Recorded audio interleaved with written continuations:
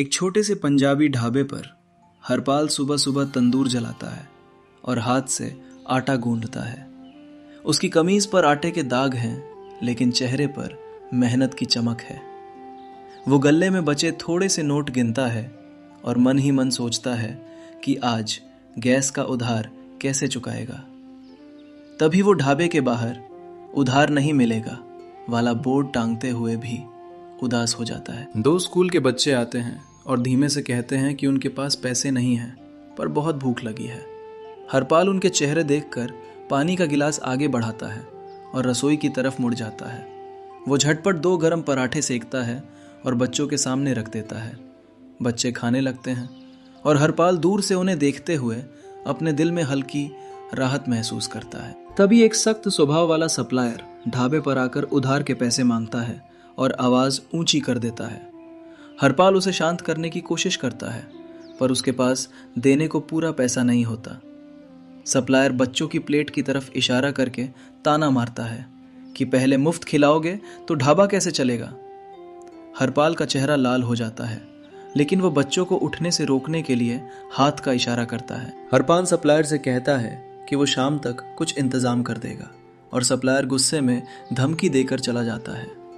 बच्चों के जाते ही हरपाल गल्ले में एक छोटा सा चमड़े का बटुआ पड़ा देखता है, जिसमें मोटे नोट छलक रहे हैं।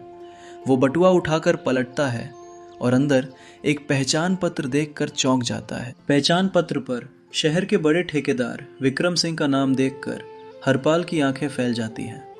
वो बटुए के नोट गिनता नहीं, बस उन्हें देखकर समझ जाता है कि इससे पूरा उधार चुक सकता है। उसकी उंगलियां कांपती हैं और वो बटुआ तुरंत गल्ले के नीचे छिपाने ही वाला होता है।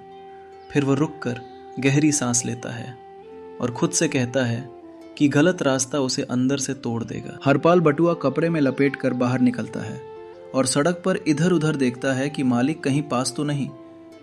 तभी एक चमचमाती गाड़ी ढाबे के सामने रुकती है और 2 आदमी उतरकर आसपास तलाशने लगते हैं।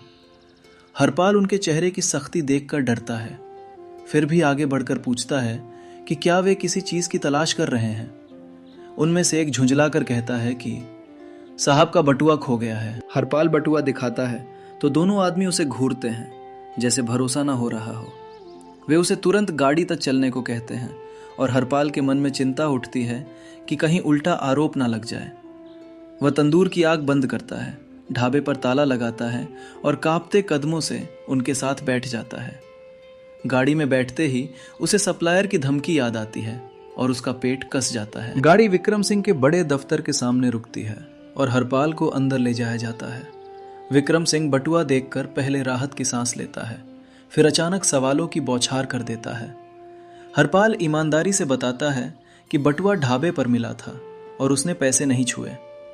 विक्रम सिंह कुछ पल चुप रहकर एक कागज आगे बढ़ाता है और कहता है, तो फिर यह भी साबित करो कि तुम सच में ईमानदार हो। हरपाल कागज देखता है तो पता चलता है कि यह एक लिखित बयान है, जिसमें उसे मानना होगा कि उसने बटुआ चुराने की कोशिश की थी, तभी मामला खत्म होगा। हरपाल का चेहरा उतर जाता है और वो कुर्सी से थोड़ा पीछे खिसक जाता है। वो कहता है कि वो झूठ पर दस्तखत नहीं करेगा, चाहे जो हो जाए। कमरे में बैठे आदमी आपस में नजरें बदलते हैं और माहौल भारी हो जाता है। विक्रम सिंह ठंडी आवाज में कहता है कि बिना बयान के पुलिस बुलानी पड़ेगी और केस में हरपाल का ढाबा भी बंद हो सकता है।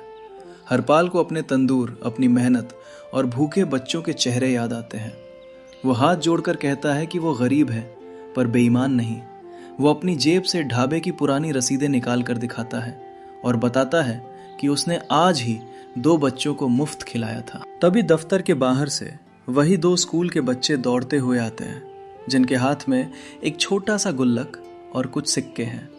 वे घबराए हुए कहते हैं कि उन्होंने ढाबे के बाहर बटुआ गिरते देखा था और हरपाल ने उन्हें कभी पैसे नहीं मांगे। बच्चों की बात सुनकर कमरे में एक पल को सन्नाटा छा जाता है। विक्रम सिंह के चेहरे पर पहली बार शर्म और सोच की झलक आती है। विक्रम सिंह बयान वाला कागज धीरे से नीचे रख देता है और हरपाल की तरफ देखता है। वो कहता है कि उसे कई बार धोखा मिला है, इसलिए वो हर किसी पर शक करता है। हरपाल शांत लेकिन दृढ़ स्वर में कहता है कि शक से इंसान टूटता है, भरोसे से बनता है। विक्रम सिंह उठकर खिड़की के पास जाता है, फिर पलटकर एक नया प्रस्ताव रखता है। मैं तुम्हारे ढाबे में निवेश करूंगा, पर शर्त है कि तुम अपनी ईमानदारी कभी नहीं छोड़ोगे। हरपाल उसी पल दफ्तर में खड़े खड़े सोचता है कि निवेश से उसका ढाबा बच सकता है, लेकिन वो किसी की दया पर नहीं जीना चाहता। वो सीधे कहता है कि वो मदद स्वीकार करेगा, पर भीख की तरह नहीं, साफ हिसाब और मेहनत के बदले। विक्रम सिंह मुस्कुराकर एक छोटा सा करार दिखाता है, जिसमें मुनाफे का हिस्सा तय है और ढाबे का मालिकाना हरपाल के पास ही रहेगा। हरपाल कांपते हाथों से करार पढ़ता है और सिर हिलाकर सहमति देता है। अगले ही दिन सुबह हरपाल ढाबे पर नया बोर्ड लगाता है। भूखा कोई नहीं जाएगा, जो दे सके दे, जो ना दे सके दुआ दे। वह खुद दीवार पर सफेदी करता है, तंदूर के पास नई चिमनी लगवाता है और पुराने बेंच ठीक करता है। विक्रम सिंह का आदमी सामान उतारता है, पर हरपाल हर चीज का हिसाब एक कॉपी में लिखता जाता है। बच्चों की आंखों में चमक है और वे गुल्लक के सिक्के गल्ले में डालते हैं। वही सप्लायर फिर आता है, इस बार रुख कड़ा नहीं बल्कि हैरान है। हरपाल उसे पूरा उधार चुका देता है और शांत स्वर में कहता है कि आज से उधार नहीं, समय पर भुगतान होगा। सप्लायर सिर झुकाकर माफी मांगता है और कहता है कि उसने गलत समझा था। हरपाल उसके लिए भी चाय बनाता है, ताकि रिश्ता कड़वाहट में नहीं सीख में बदले। शाम को ढाबे पर रोशनी गर्म और सुनहरी है। तंदूर से पराठों की खुशबू उठती है और लोग लाइन में खड़े हैं। विक्रम सिंह खुद आकर देखता है कि हरपाल हर ग्राहक से बराबरी से बात करता है और जरूरतमंद को सम्मान से खाना देता है।